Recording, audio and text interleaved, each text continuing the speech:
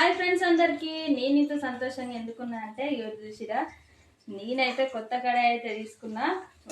చూసిరా ఎంత బాగుందో. దీంట్లో వండుతుంటే అయితే నాకు మస్తు హ్యాపీగా అనిపిస్తుంది. చాలా రోజులు అయ్యే పాత కడాయిలు ఉండబట్టి ఇగో ఫస్ట్ అయితే చికెనే వండుతున్నా. ఈరోజు అయితే చికెన్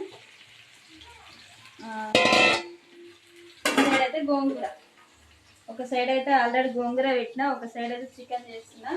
మరి ఈరోజు మీరేం కర్రీ చేసుకున్నా కామెంట్ చేయండి. అట్లనే నా కొత్త కర్రీ ఎట్లుందో ఒకసారి అయితే కామెంట్ చేసి చెప్పండి ఫ్రెండ్స్.